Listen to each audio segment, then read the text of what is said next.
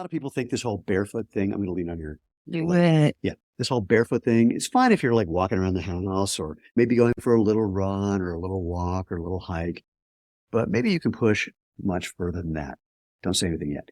We're going to find out more about that on today's episode of the Movement, the podcast for people who like to know the truth about what it takes to have a happy, healthy, strong body, starting feet first. Those things at the bottom of your legs that are your foundation.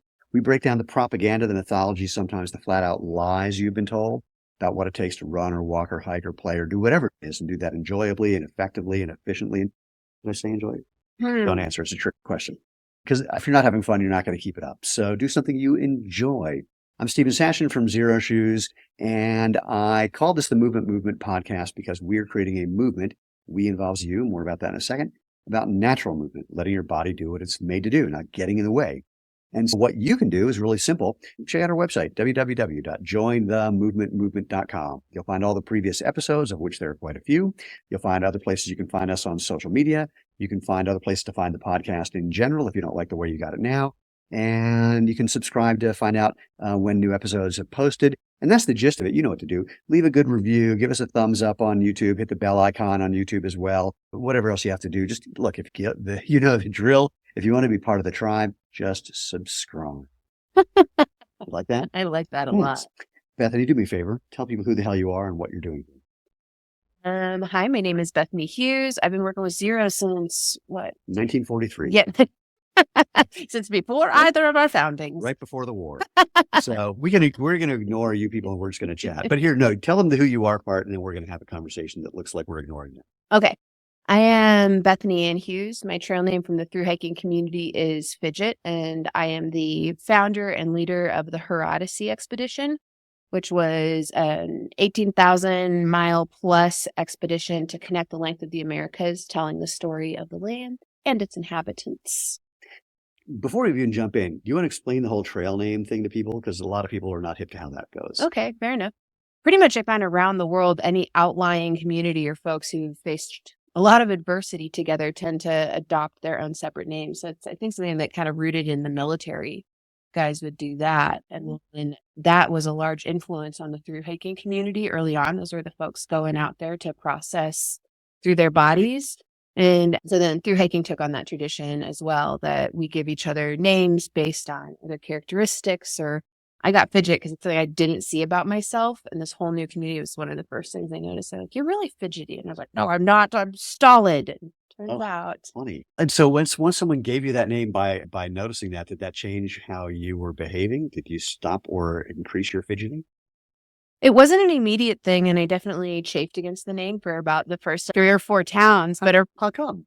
Because I was young when I did my first thru-hike when I was in my early 20s. And for me, it was, now I'm grown up. Now I'm mature. And Fidget was like a little childish name. And it didn't encapsulate how mature and fully evolved I had been. And with my like plastic Tupperware and the spoon I'd stolen from my mom's kitchen. Yeah, that's the thought that a young 20-something person would have. Yeah. I'm so mature right now at 22. Exactly. Yeah. But then it was like 3 towns later, and the people who had evolved into my trail family were all experienced thru-hikers.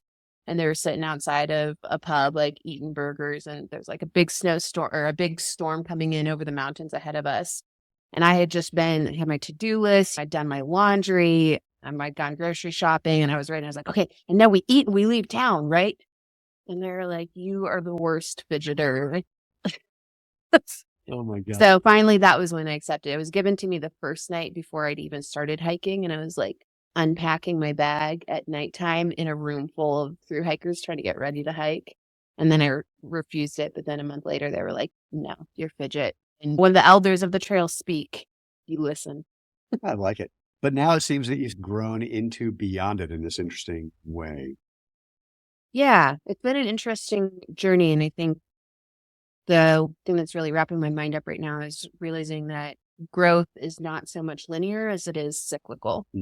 And to have been through the cycle enough times to, the first few times you cycle through something, you're like frustrated. You're like, oh no, I'm back here. I thought I'd grown beyond this, because we want it to be a linear trajectory. But then you realize you just have to come back into orbit pretty close to some of those same learnings, and you learn it at a deeper level. And so I think at this point, with like over 22,000 miles underneath my soles, It's disrupted me from the attachment of counting up miles as a way of counting up identity. And even in the through hiking community, I think that through hiking is an incredible inward journey. And also at some point you break out beyond that and you realize that there's value in any kind of way that people can find their meditative speed. So that's a great segue into this question, if I'm lucky.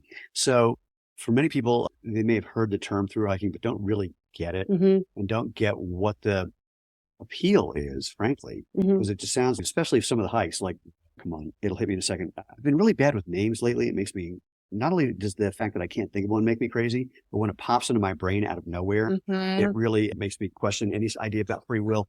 It'll hit me. But anyway, some of these things are torturous Mhm. and some of them are a little more cash and everything in between. Mhm. Can you describe, just for people, what and why about through hiking? Mhm. Through hiking is an endurance sport. I think one of the loosely agreed upon concepts is any mile that's 500 miles or longer.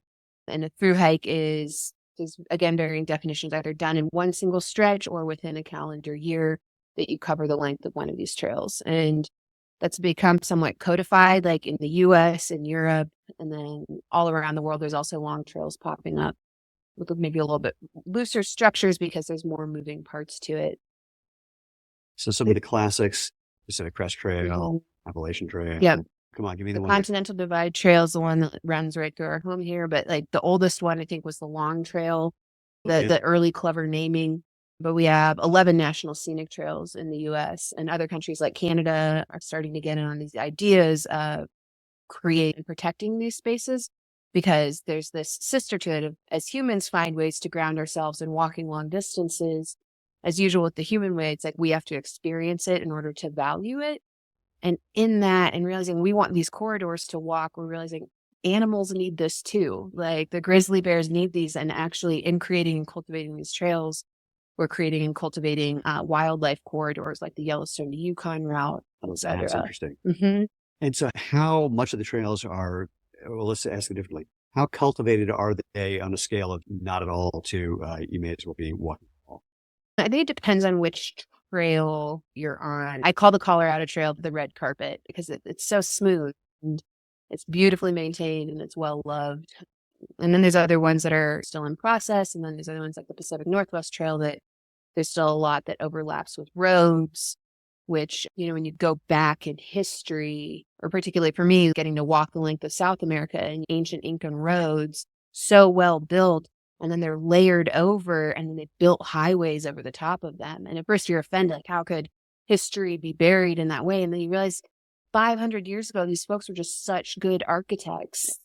And going through Mexico, again, like I was looking at the UNESCO maps of some of the, like this white Caballo Blanco Mesa, which is where they found some of the oldest remnants of like humans cultivating food in the Americas, like Well, some, and I just realized like and that mesa was like an old time like mall, and the people anciently were walking across that same path that right now there's a highway that goes over it. So it's like we've changed, but also we haven't changed. We same. still have the same needs. There's a guy I met. I don't know. Have you ever been to a place called Cacao Chocolate in Santa Fe?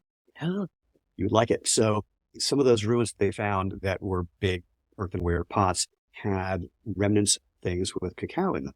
Mhm. And so he refers to himself as a chocolate historian, to which my wife said, if I had known that was a major, that would have been mine. And so he recreated these recipes from these archaeological digs and what they found. Mhm. And some of them are amazing. Most of them have no sugar because Mhm. that was not a thing until chocolate was brought back to Europe, but like very clever things. And of course, a lot of those had Domino's pizza, which was shocking for everybody. And you could get to those ruins in 30 minutes or less, or they, anyway, have to keep going down that road. So, no, but that's the part that I have mixed feelings when people say it's so amazing how intelligent these people were and they built these things so well that they lasted forever. Yes, and Mhm. they had nothing else to do. So there was hundreds of years of experimenting and figuring it out when you didn't have television and podcasts were very low quality. Dog. Exactly. Mhm. I find that all just incredible. And it's really a shame with what's happening now, of course, with more tourism. They become more and more degraded and become off limits, and you can only handle so much. Mhm. But the other part that I find interesting, and you've gone through some of these, is when they find like a city underneath whatever is now. It's like, how did that much crap pile up on top of what was a city till now an entire city is underground? It's one of those things that I've never looked up because I'm not archaeological or whatever, but that just seems so crazy. Imagine at some point in the future, people have to do an archaeological dig to find New York City, but that's called Planet. Yeah, I was. So maybe that was a documentary from the future. We didn't know. So what inspired your first through hike? It sounded impossible. And I think this is circling back to an earlier question. What is the attraction to through hiking? I think that there's a component of it that one could jokingly say like masochism, right? And the other part of it is that there are so many comforts and so many layers of cushioning around us in life today that sometimes it's easy to become separated from what is the truth of things. And I'm the kind of person who would rather feel the rocky ground beneath my feet and see what is happening in the world in an open way. And after so much, I grew up in Latin America as a kid, and I was raised in the communities and running around where you didn't get shoes until you were like 12 years old. We had them because we were the white kids, but there's a kid had one shirt and that was their clothing until like middle school or higher, and it changed. But then missionaries would come in and be like, oh, here's shoes for everyone. But nobody actually wanted shoes. In fact, we didn't need shoes. Or other things the missionaries brought with them. There's a lot of components of that, like working in, like being raised in the Christian industrial complex in that capacity, but like the child of it. So I had time like with the people who were living very close to the land. And then we moved back to the US and I started to feel really separated from it. And going through high school and university, I went and worked on a cattle ranch, and that was a way of, I just realized I need one set of limbs like distinctly in the soil, and that can help keep things running straight. So after college, I was running sled dogs in Alaska, and I heard tell of, as one does. This one, yeah. When the other option, the parents were like, "Here's the State Department internship we got you," and I was like, "Uh-oh, I have to go somewhere with no cell phone or some Denver Glacier." But it was up there that the idea to through hike came, and then once I began through hiking, I found it a way to ground myself in the reality of the world around me and to be moving at a pace that felt consistent enough for things to make sense. And like for me, I think that's the thing that has branched out since post Her Odyssey. Because there was times on the trail when I would just run with my backpack on because I just wanted to get to camp like 10 minutes earlier. It's going to hurt, so it may as well hurt a little bit more. But then over time, and I think like with age moving through, you find that like meditative rhythm. And then it links back to that bigger picture stuff I was talking, like the historical component of it. Like one of the difficulties of coming back from Her Odyssey is like when I was on that expedition, it was human powered movements. Like the fastest we went was a bike. There's between 3 miles per hour and like 15 miles per hour is like a noticeable difference. Oh my God. Yeah. But then we jump into this world where I just got off of a plane coming back from Thailand and hopped into a train and then got into a car. And it's so integrated into our days, we can't even conceive of a life option otherwise. But I have been privileged with that opportunity to live outside of that and to live at a slow travel pace for long that I can physically feel the difference.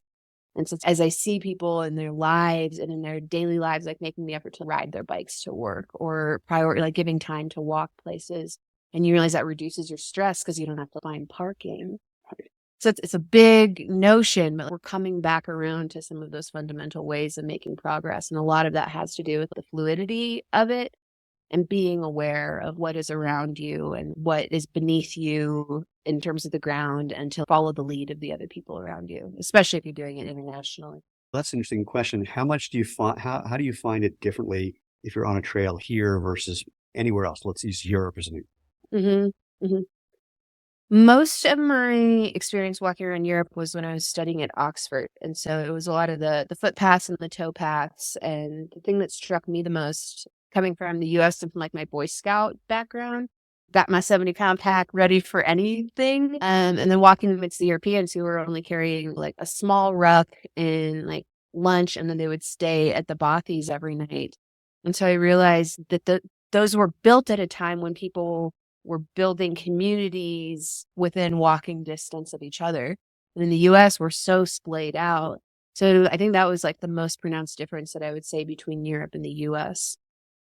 Pardon me, that's exactly the reason that I asked is whenever I'm over there, it's amazing. You just get from place to place. You can walk or bike, and it's almost as fast as taking a car. hmm These roads are often hundreds of years old hmm and still doing fine, or many of them are still doing hmm fine.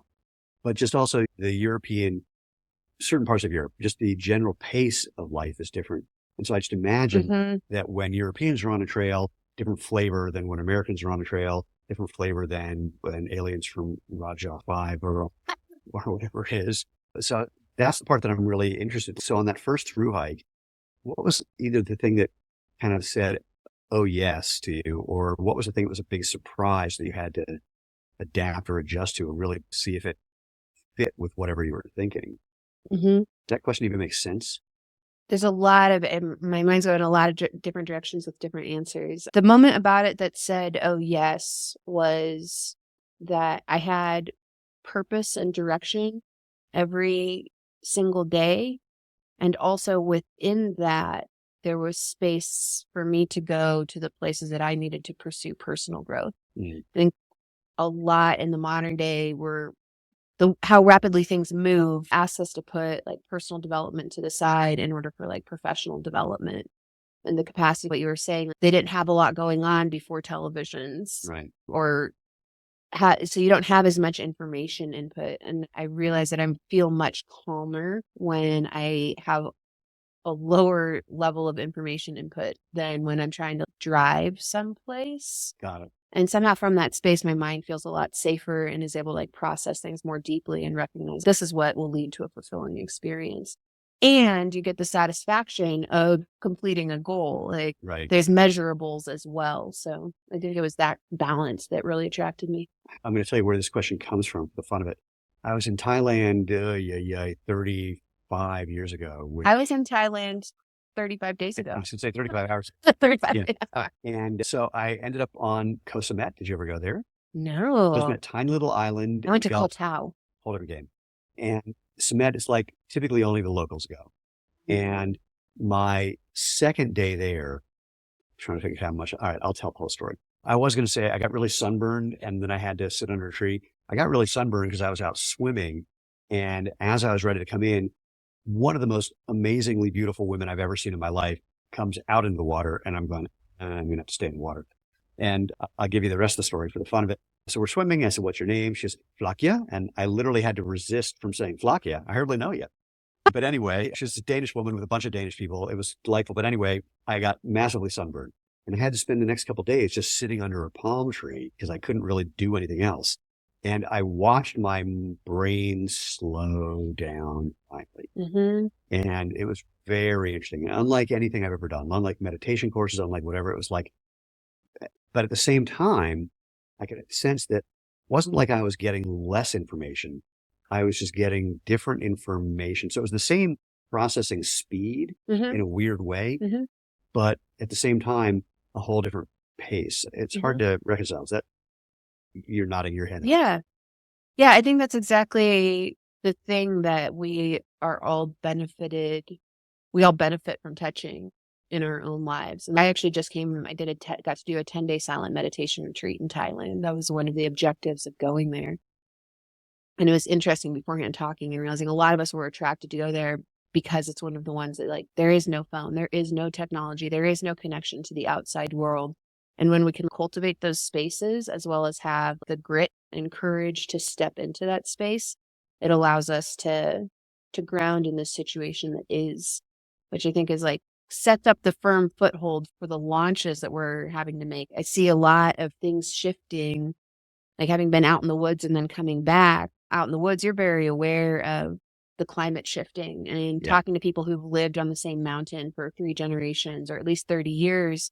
In the US, we move around so much, but in Latin America, like the same family will occupy a valley. Same house or it's there's mom's house, there's mine, here's like my brother's. Exactly.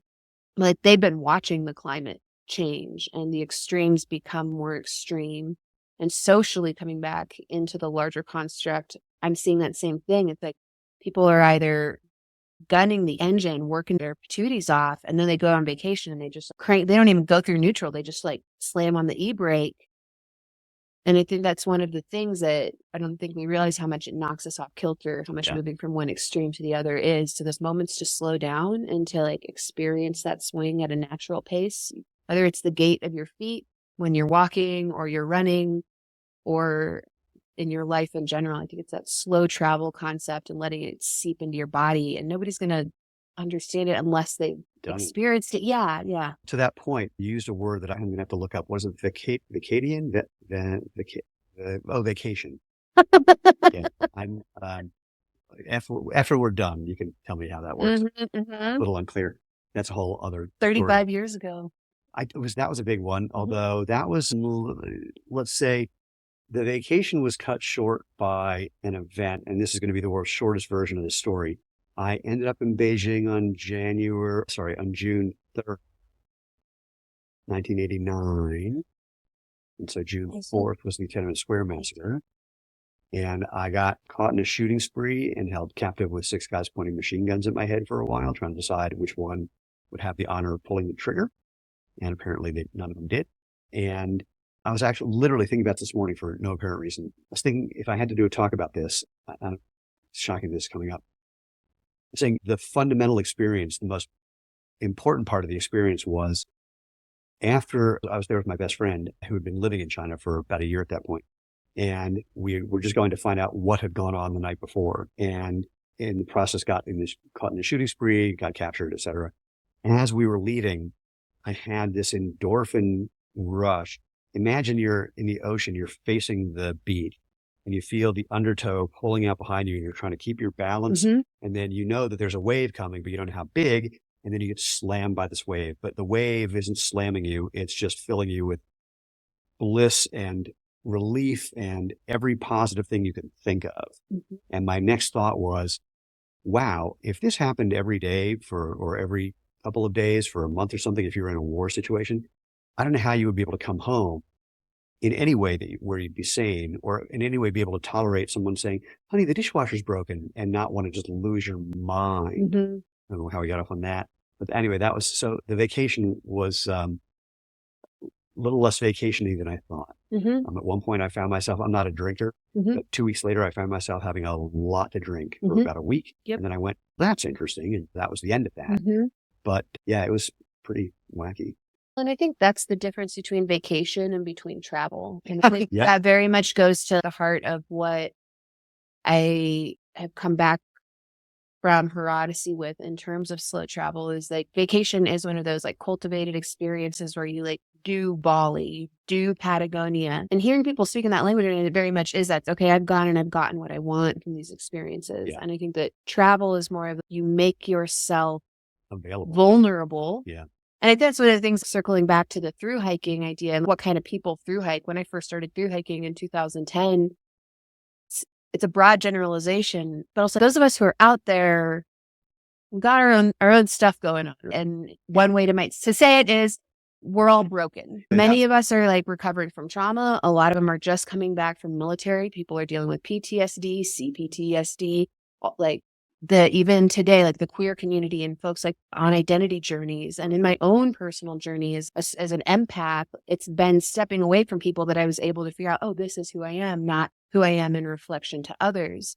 But in that space, in those, if I can use the word broken, but instead of broken, those are cracks in you. And curiosity is another kind of crack in you. And those are where the grit of life and of other people's beliefs that get in, and then new fusions grow out of it. And I think that's one of the critical parts that sometimes vacation lacks, that travel affords us, is those chances to be broken open and have new notions planted into our new visions. Like when you know that you can be gunned down. I've also had, but like life differently. I like to say I don't recommend it as a personal transformation technology, but it's very effective. And it's one that more people than on this planet have experienced. Absolutely. There's a flip side of that, which is that when there is a war, and I'm not trying to minimize this at all, but people can't even contemplate or even entertain the idea that there's a way to survive in those situations where there's a certain kind of weird normalcy. And like when the whole Tiananmen Square thing was happening, we just knew these are the roads you stay off of. And if you stayed off those roads, everything was completely normal. And the travel versus vacation, I really love that. And because I was thinking about that the other day, in part because I'm a married person and my wife and I have different agendas about how much energy we have to spend doing various things.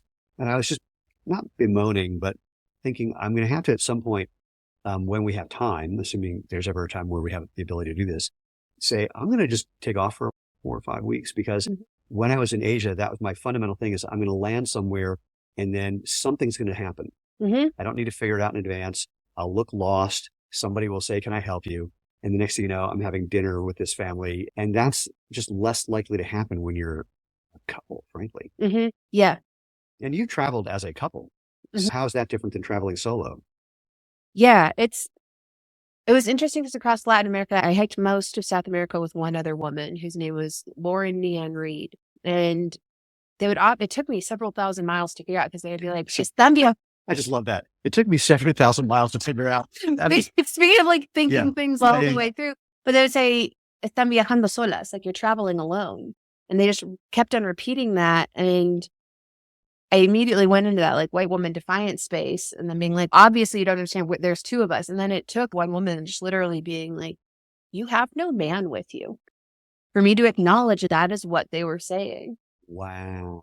And there is that perspective. And so as two women traveling together, it was an interesting, people see the risk that it presents. Yeah. And also I think that many of us don't understand what a strength vulnerability is. Yeah. And like being exposed to being able to feel the ground beneath your feet makes you respond to it differently than if you have all those like layers of like cushioning. And so that's one of the things I see in thru hiking in the US is big trail families now. These are groups of people who like travel all together. And having watched how the thru hiking community has changed since I started to now, it's like there's much more of an industry around it. So it's like they can call for an Uber ride to pick them up. They don't have to stick their thumb out and wonder who's going to pick them up. You can book your rooms in advance so you know you'll have a place to stay. And I think whether traveling in a couple or traveling in a large group, at any point that you become like a self-sustaining unit, that very much goes with our ideal of the independent, like strong loner. And also it closes you off to a lot of those opportunities for connection. Well, I wonder how, and I've been thinking about that and how that would change for me as a now just about to be 62-year-old person versus 29-year-old person. Was I 29? 26? I don't know. I'm not going to do that. 27. That's 27. And the particular thing that I think of is the number of times where I was so out of my depth and I didn't even know it, or I didn't know what to do. Actually, the one that just popped into my head, I was trying to leave India and I didn't know that there was an exit tax and I had spent all my money by that point. And the plane that we were going to be on was like 12 hours late, which means on Indian time, completely on time and, or probably early. And I'm just sitting there like freaking out, like, I don't know how to get out of here. And somebody realized this kid was in trouble and said, here, I'll take care of the exit tax. Probably don't have enough money for dinner. Come with me. And I wonder, would that happen if I'm this guy now? And maybe, but maybe not. And with your time, how long have you been doing this? So we started walking from Ushuaia, Argentina in 2015. And then we paddled the canoe into Tuktoyaktuk, Canada. I think it was August 22nd, 2022. Got it. That's not enough necessarily for you to see the difference between how you might be treated by people as a much younger person versus wherever you are now, because you're still a young person. But, and again, I may be completely making it up, but I'm very curious. How would it be different, me out of my own getting lost somewhere versus when I was a little kid? For the context of what I have accomplished, there are only a handful of other people who I've been able to find record of having done this expedition. George Megan, a fellow named Cargo, and there's a handful of us who've walked the length of South America. And the majority who've done it are men who've either done it alone, or there was one couple who or a pair who walked the length of South America, male and female. Up until right at the end of the expedition, I had thought that we were probably some of the only women who had done this. And then I found a book from 100 years ago that mentions, like during the suffragette movement, exactly 100 years ago. And it took her 7 years to walk from Ushuaia, Argentina. I've only found one mention of it. It's like as I'm working on my own memoir, like this is like my side passion is like trying to track down some records of this trail mama. that I have, but largely my context has been like with other men. And I think one of the differences is a perception of risk that we present. Right. As women, I believe that we were invited in to spaces a lot more often. And sometimes they'd be more intimate spaces, like we were welcomed into like kitchens because we weren't perceived as a threat Right. as much as a large white guy. And also we had to have just different boundaries and caution in place. And like our safety procedures, I think, began earlier than most men would know how. Like people, aren't you in danger? In their mind, danger starts when there's weapons. But in my mind, like you made a series of decisions. If you got to a point where there's weapons, a series of decisions like led to that point. And as a woman, like who grew up third culture, you just know how to, or grow up anywhere. You should learn how to make those calculations earlier on in the process for safety. This is something that I don't think there's any man. I want to say this. I was going to say something that I'm going to immediately backtrack. No man can appreciate what it's like being a woman and having to have that sort of situational awareness. And the backtracking is that when I lived in New York, I was in a couple of weird situations where I realized that I had gone one step too far. I could imagine having to have a different kind of situational awareness, but for the luck of the draw, didn't have to develop that. And the situation was I ended up in this one, there's a PATH training room, maybe a subway, in the West Village where typically a lot of gay men and a bunch of kids from New Jersey came in. And this is back in the early 80s where fag bashing was a thing, where a bunch of guys would come and try and beat up a bunch of gay men. And so I'm in this subway station where a bunch of guys show up with baseball bats, and I look the other way and it's a dead end. And I'm running towards a brick wall, thinking, get to the brick wall and see what happens then. And living in New York, you develop a certain kind of awareness about that, but it's just not the same as when I know a number of women were asked on a scale of 1 to 10, 10 being totally safe and 1 being not safe at all. How do you feel anytime you're in a parking garage? And it averaged around 2. I was going to say 3. Yeah. And no one can understand that. And traveling, I can totally get that. Traveling as a woman, whether you're alone or not, there's a different kind of awareness. And also I can imagine in certain circumstances, people are aware of this and want to be more protective earlier than, and in a way that they never would with a man. Yep. And I think there again, it's like in those situations, it's being able to ground within yourself. One of the things that I really appreciated about Her Odyssey and about having been a woman who had done this is that you do have those senses. And I believe that there are, as with traveling, as with barefoot travel, there's a lot of skills and resources and understanding that we have that I think we've just forgotten that we have. Once you've been out on trail for long enough, like you can smell water.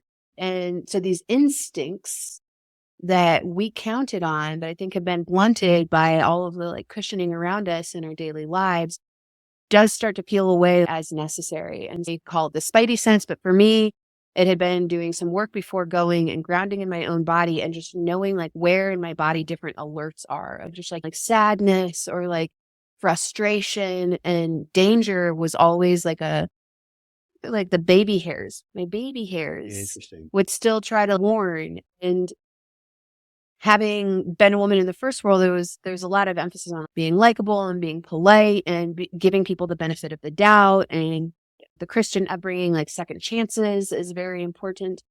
And I really appreciated traveling with another woman in foreign countries because there wasn't you have to justify yourself. If I was like, we're not walking down that alley and I don't have a good reason, but the baby hairs are telling me, that we just didn't walk down that alley. Being able to make those decisions earlier on to mitigate risk was important.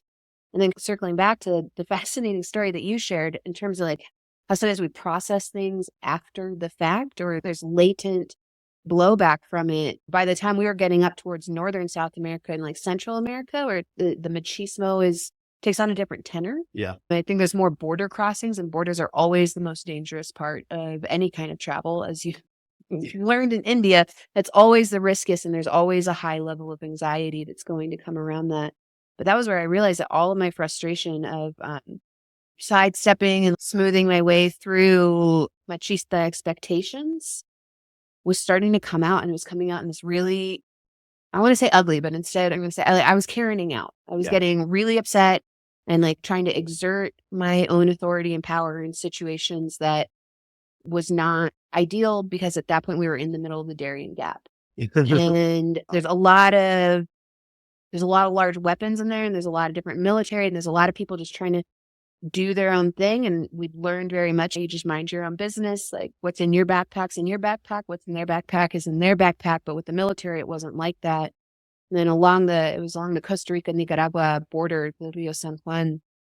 I'd been having it out with the head of this like military outpost because I just paid several, but each outpost you bought them a soda, or basically it was nice words for bribing. We just called it lubricating, but this was going beyond lubricating. And I decided to dig in and carrying out in that situation. And then I went down by the river to sit there and calm down. And one of the younger guards who'd been pretty sympathetic came over, and I was just in my crabby headspace. And I was just like, how many people die in this jungle? Because there are a lot of people crossing the river, and they call it the lung of Central America. But he was like, I asked, how many murders are there? And he was like, well, it's not a murder if there's no body. And there's a lot of crocodiles in this river. Wow. And that was just one of those moments when you're like, when there's people debating who's going to pull the trigger, where you have that moment and you just really drop into this deeply human space. Everything is very clear, very fast. Yeah. And then that can be dulled over time, but it never leaves you. No. In fact, backing up to my story just for the fun of it, the part where after trying to run away and then having weapons going behind us, which is a weird thing in and of itself because automatic weapon fire sounds like popcorn. And so part of my brain is going, hey, that's like popcorn. The problem is going, shut up.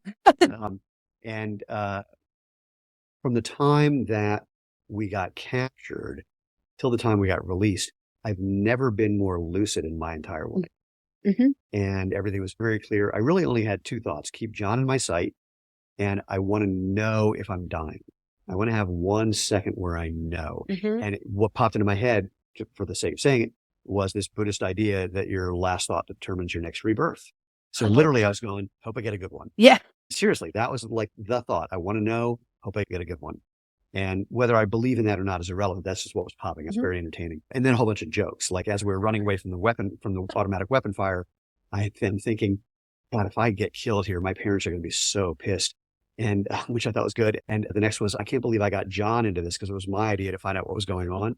And my next thought was, for 26 and a half years, I've been denying my Jewish heritage. And here I am. My last thought might be guilt. And there was a couple others that were very entertaining. Anyway, be that as it may, a big question is, there's two that pop into mind. Here's the easy one. Have you watched any of the Ewan McGregor documentaries, or however you want to call them, that he did Long Way Down, Long Way Round, Long Way Up? You'll get a kick out of them because he did the Long Way Up from South America all the way into, I think they said California, but on motorcycles, on electric motorcycles. But I imagine there's going to be some parts where you're going to go, I stopped there. Mm-hmm. You might get a kick out of it. Yeah. So now granted, they had a whole support crew and everything. There's still a bunch of moments that were really hairy, even for two guys on motorcycles with a whole lot of protection when you have time. But the big question that I want to ask, talk to me about just the adjustment period, getting on the trail and then getting off the trail. Because I literally can't even imagine what that would be like. I found that there's two journeys that would be happening simultaneously going on trail, and that the process of getting on trail, my mind would be further along in the process by the time I was physically moving. And then once I was on trail, it was about 6 weeks until your body like really just breaks in and is, okay, this is just what we're doing.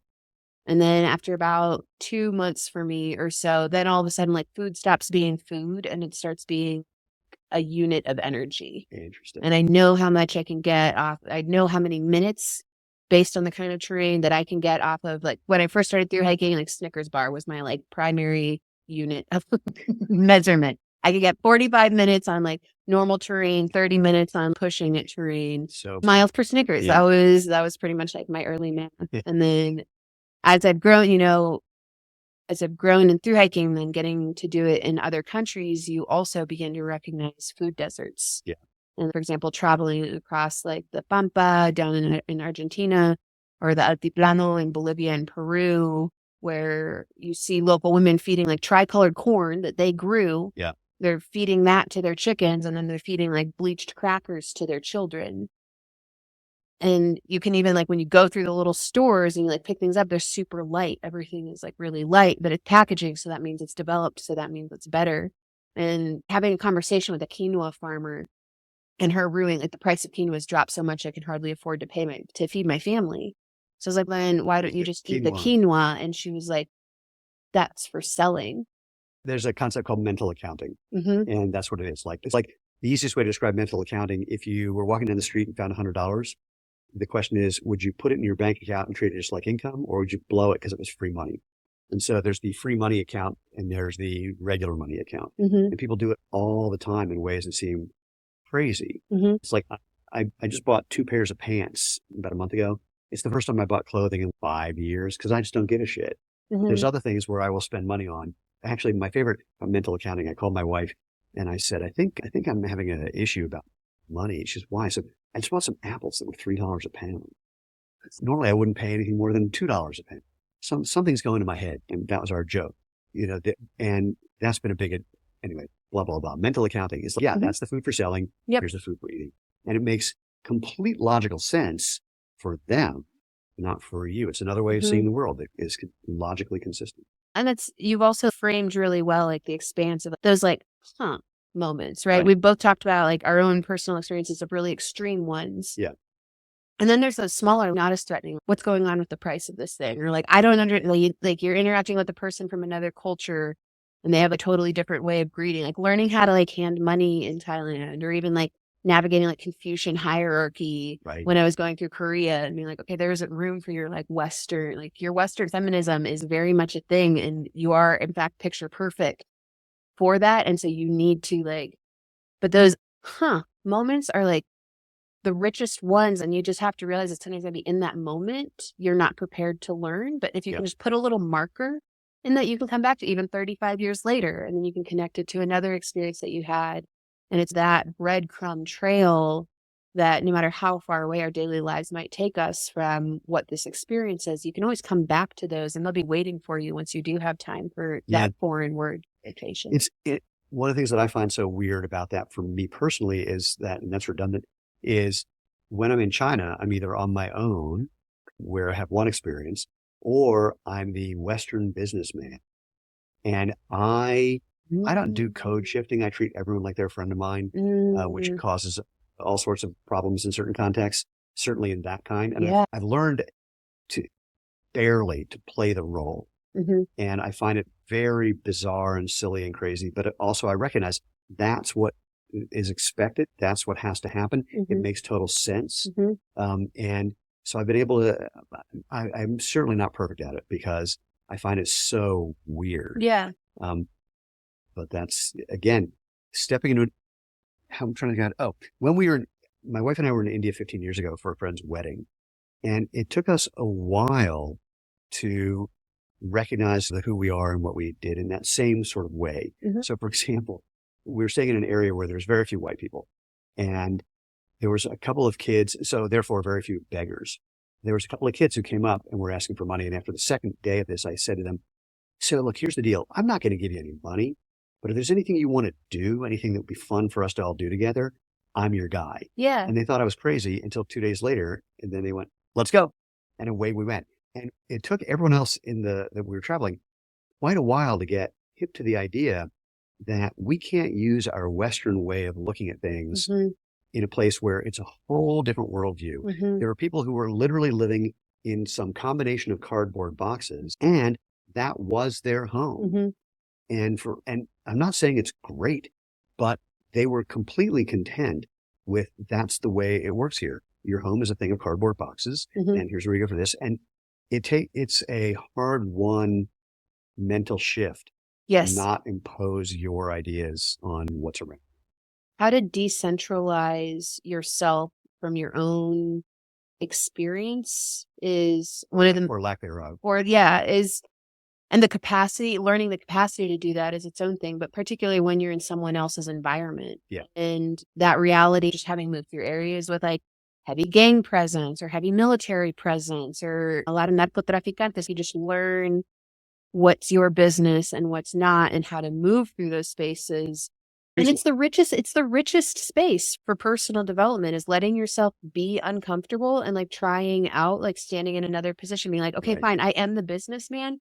Like for me, I love so much the thru-hiker, the grungy, I haven't showered, but then you go out into the campo and you like meet the arrieros and the gauchos, and like they're out there at 5 a.m. in freezing cold water, cleaning themselves and bathing.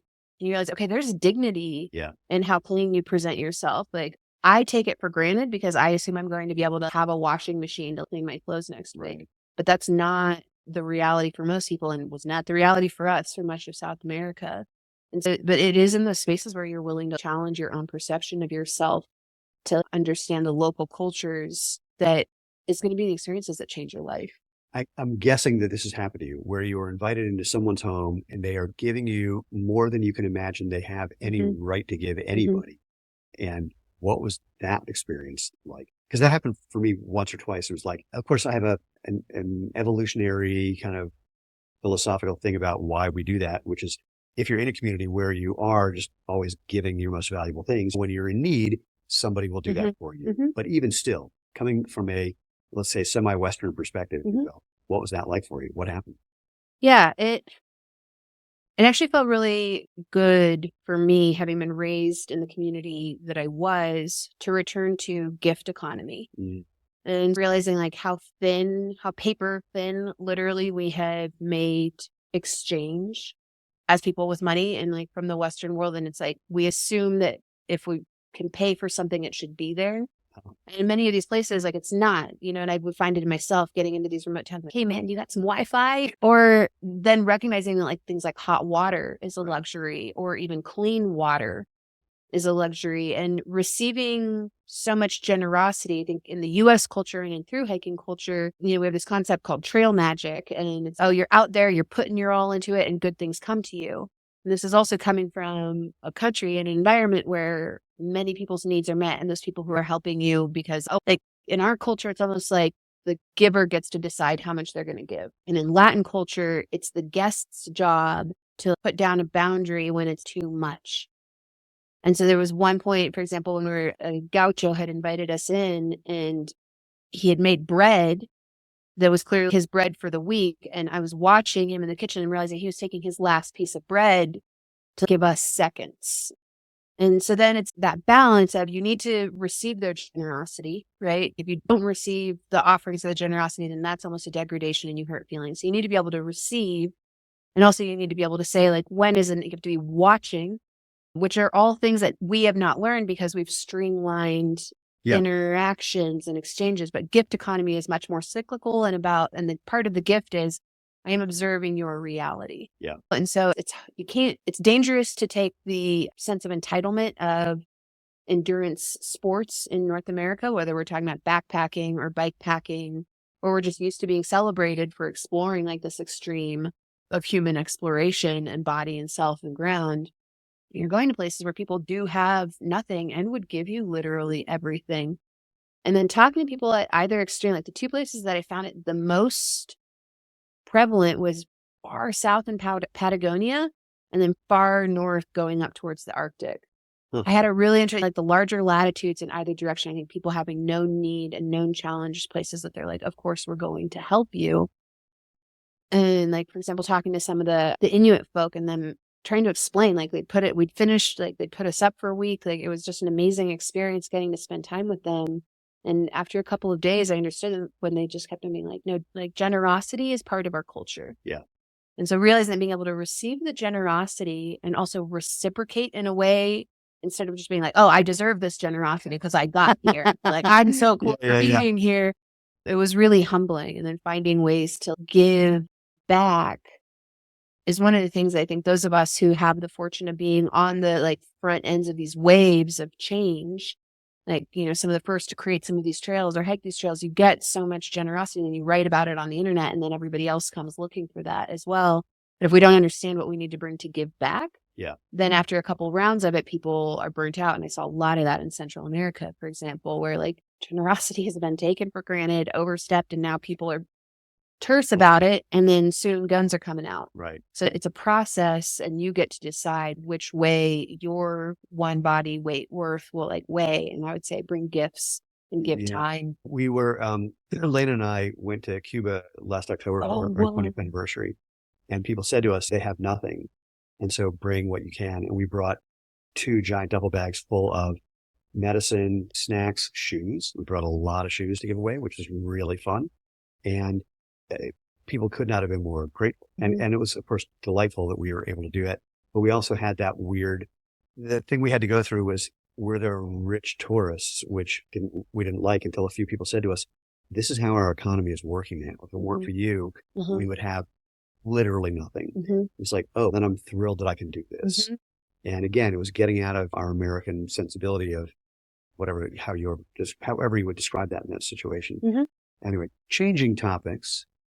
What have you noticed that's changed both internally or externally about your body during all this? Yeah. So I've been really intentional in the time after completing Her Odyssey to give myself I laid out a timeline of about 2 years to give myself this recovery period. Having some buddies in the military and having talked to some of these guys who've done these long hikes, mentally has been a really interesting struggle. The easiest way I could put it is your brain, without the strict formulation of schedule and constant new information, I just call it mushy. Yeah. But my capacity to retain both the storage and the access to that storage got really loosened. All those became really permeable when I was on trail. So being able to gather back words and remember to get to the point. I've been telling one story in circles for 7 years to myself. And so coming back into these sort of opportunities to have a linear conversation has involved a lot of retraining my brain. And then there's the emotional component of recovery. And I'd say part of that has been, as I'm working on memoir and recognizing what I would need in an agent, but going through the memoir has been a lot of emotional journeying in terms of being oh, kiddo, you are in way more danger than you knew most of the time, and realizing that when you're in the moment, when you're in the moment, you tell yourself the story you need to get through that environment. Right. And then once you're safe someplace else and you look back on it and you're holy cow. So the mental journey of recovery has been aided by things like meditation and sitting still. The emotional, fortunately there's a lot more resources in the US than in much of the world. And physically, I would say food, it took me about 4 months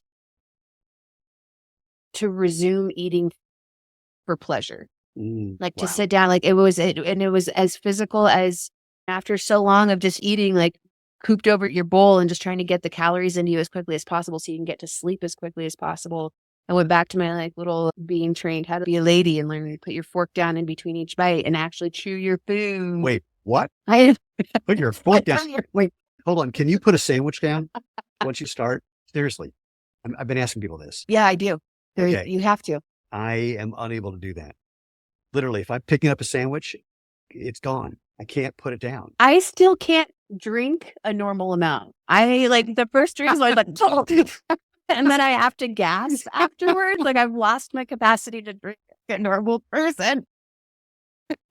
So there's now I've gone to the doctor for the first time in 10 years. And it turns out that, between being 25 and being 35, your body changes a lot, being able to check back into. One time I got forced into a hospital in Mexico because I had to be put on IVs. But beyond that, I hadn't had any kind of medical care or attention paid. And so coming back into that and being okay, I'm going to be intentional about taking care of my body now. And how can I thank it for it? Because my feet grew half a size.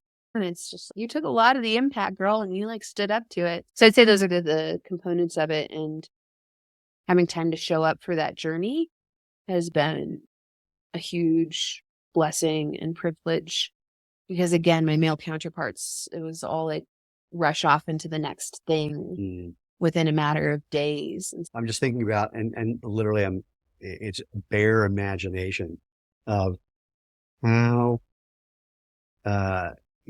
one thinks about one's body when it becomes so much more of a functional part of your day than a thing that you pay attention to after your day in some way.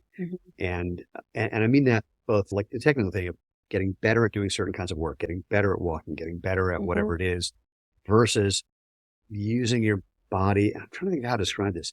So lately I've been doing this whole new workout regime that I adore. It's ridiculously intense in a very short period of time, which is how I do everything. I'm a sprinter. this like sprinting workout. Mhm. But I love doing it. It has no inherent functional component versus if I was living in a farm baling hay, Mhm. where I would have a different experience of Mhm. what this thing that I'm carrying around underneath my head is for. Mhm. And I just find that whole thing just very compelling as a thing to entertain, especially when people who've done things like what you've done, Mhm. where whatever you start out with, it's going to be a different experience, certainly by the end in many ways in between. I even found I really appreciate with the barefoot feet and the barefoot movement in general, being intentional and tuned in with your gait. Yeah. And that was something that carried over both in through hiking on the trail and then when I did the silent meditation retreat. Sometimes we would do walking meditations, they called it, which I knew was a thing because I'd lived it, but I didn't know was like a thing because I'm not plugged into what's going on into the Right. like the cool words in the world. But even just things like tuning in to my gait and exploring with just shifting it slightly, having realized like exactly how once you've seen your footprints enough, you like see how like your footfall is more than if you're walking in a mall where you don't ever see your own footprint. But Yeah. you look back and you're like, oh, like I walk a little bit pigeon toed, or like you kick your own instep each time Right. you go through. It's just that grounding. And then you can really slow your mind down by like just going into that pace and being mindful of like how your feet fall and then like intentionally shifting between them. Hmm. I think it's one of the biggest things in situations like in any environment. If you feel like you only have one choice, you are in an inherently dangerous or risky situation. That's interesting. And so giving yourself control over options of different, like I can make my foot fall differently. Like it's a really small way to exercise your influence over the earth. Like what footprint am I going to leave and how am I going to leave those footprints is a really empowering way to let your world get really small when you need it to in order to find safety. I like that. And of course, I have to say that if it weren't for that same idea of what's feeling like when I do this Mm-hmm. 14 and a half years ago, then we wouldn't be here now. Because that Mm-hmm. was the exact experiment that I was doing is what happens if I try and move my body this way or that way? And Mm-hmm. I tried every possible thing I could think of, Yeah. which is just a weird thing for people to do. I have discovered it seemed normal to me.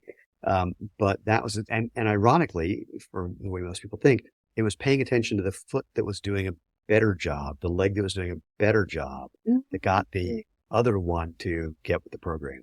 Mm-hmm. 'Cause most people, we get really wired for paying attention to the thing that's seemingly a problem. Mm-hmm. And instead of looking at, okay, what's the not problem and learn from that. And our brains are really good at doing that. If you pay attention to the part that's going wrong, it's just going to suck more and more not.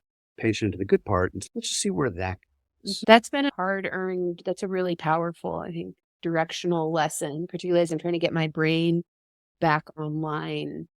Okay, get focused on what the wrong answer is, and that's like what I retain. Yeah. And it's almost an intentional effort, just as it is like with the football thing, like being able to intentionally and electively shift your perspective, taking that exercise in moments that are not as stressful can, in the moments that are more stressful, that all of a sudden turns into a lifeline. Yeah. Since you brought it up, I have to ask for you to mention, it's a shameless question to ask. Let's talk footwear, shall we? Yeah, let's talk it. Well, I just said that was my opening gambit. Now you've got to Okay. take it from there. I come from the school of the half-hearted warrior that I think you need to try a little bit of everything and having options between things. So in different environments, different footwear was applicable. And like I started way back at the very beginning, I thought climbing approach shoes before I was working with you guys. And those were great when we were like walking across like the peat moss bogs. But as soon as we got onto the roads, it just started like gnawing up your feet. Across parts of South America, like a lot of road walk, you feel that jarring. And even if you walk on the same side of the road, all of a sudden, like your gait has adjusted to Right, the, being the out of tilt of yeah, it. yeah, And that yeah. was so bizarre to look at my feet being not quite even. And then Central America and in those open environments, it's weird to say, but the best way to combat trench foot is to just leave your feet exposed and like wearing sandals through those regions. It was also a big shift for me because I always slept in a tent. But then once we're in Central America or along the coast where water would come up and everything on the ground is trying to poke you and poison you and eat you, yeah, all of a sudden I was like a hammocker And it's like, that would vary against my American through hiker identity, being like, hang on, I'm like walking around in sandals with a hammock. What is this, vacation? And then, yeah, bike packing across Central America. There we ended up doing clipless shoes, which is confusing because they're actually shoes that clip in. So Right. don't believe them. And that made a big difference in terms of covering that ground. And then I really appreciated by the time that I got to the Continental Divide Trail, I was all about, I call myself a Cadillac cruiser of through hiking by that point, because most through hikers will carry only like one pair of shoes. Some will carry a pair of like camp shoes. Right. So I was carrying a pair of like hiking shoes, and then I carried the sandals for at the end of the day. But I found that it became part of my ritual when I took my mid-morning break. I would take off my closed-toed hiking shoes and I would switch into my sandals, and I would just walk with my feet out like through the warmer part of the day, and then I could just cross streams and feel impervious about it, and my toes felt a lot happier. Like you can just watch them doing their little thing down there, and you're like, oh, like they love to be out. And then, so I found that going between two different kinds of shoes actually extended the lifespan of the closed-toed shoes that I was wearing, and B, tuned me into my gait and made me a lot more present in the spaces that I was. I don't know. The ultralight folks are pretty clear. You only want to have one pair of shoes. Right. But I would also say it's linked to quality of life. Yeah, I mean, we've had people on the Appalachian Trail who have brought sandals with them and then realized they didn't need their shoes. Mm-hmm. But my thing is, you do what you need to do. You have, like you were saying, if you only have one option, you're putting yourself in danger. Mm-hmm. Yeah. Yep. And it was like on the trails where you go up high, like sometimes you're like going through the snow and the different qualities of the snow at different times of day and different things. And then the other weird thing that I realized that I loved was like cold plunging my feet. Yeah. I didn't know I was that kind of person. It's a good one. It feels so good. It's good. That's my favorite part about living in Colorado is, so this is now almost the beginning of April. It's going to be a month till I'm jumping in 40-degree water because that's where it is. And especially because we'll have 90-degree days. And there's nothing better. Mm-hmm. Now, my friends who don't know that, I had an old friend of mine come by and I said, hey, let's go down to this creek. And I dove in, and he dove in and basically skidded across the water. It's like, what did you tell me? So he's like bouncing like a rock. It was very entertaining. Once you get hip to it, it's delightful. Mm-hmm. And it's not the same as like doing a cold plunge for quote health, but when you're out and about and it's a real thing, it's part of what makes you work and feel good and continue to be able to do what you're doing. It's a different game.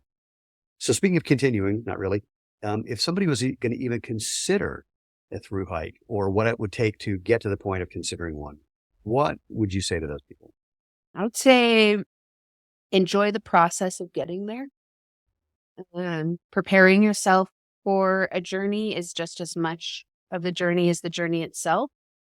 And so not only give yourself the time to build up to it, but do whatever you can to create an intentional space once it's over to process it.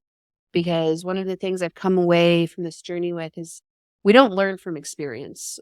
We learn from honest reflection on the experiences that we've had. And sometimes if we can't come back around to it, like the first time it was such a traumatic thing that it takes 35 years for the thought to be like popping up out of nowhere, then that's the way that works. Yeah. And also if you can set aside that space, and I'm seeing that effort happening a lot more, that I think is a critical component to getting the most that you can out of a through hike. The other one is expose yourself to people of a similar interest.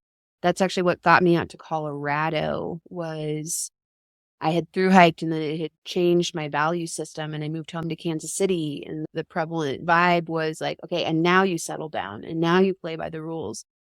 And it was like, my priority is having access to healthy nature right out my front door, and being outside, being around people who I don't have to justify, explain that to. Yeah.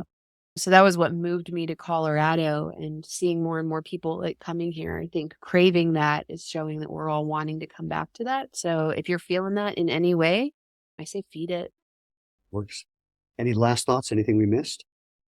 Oh man, it was 7 years. We could go on and on. If you can't encapsulate 7 years in plus or minus an hour, something is desperately wrong. No, I think what I would say is like revel in the simplicity of it. Let yourself get back to the basics and really appreciate the elements of things that are going into things, whether it's what's beneath your feet or what's going into your shoes, what's going into your food.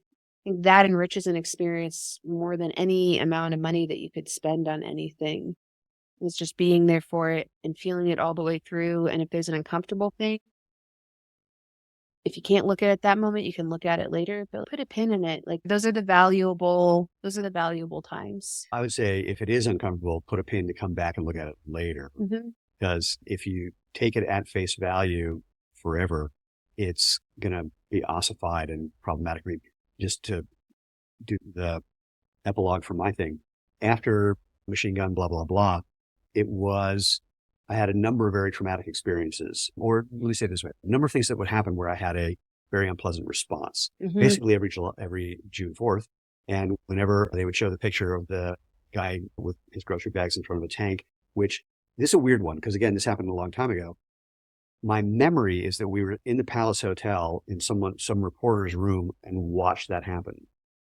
I'm not sure if that's true because it's been so long, but I have a vivid memory of that. Again, I started a book when I was in college. The opening line was, "My earliest childhood memories are neither memories nor my own."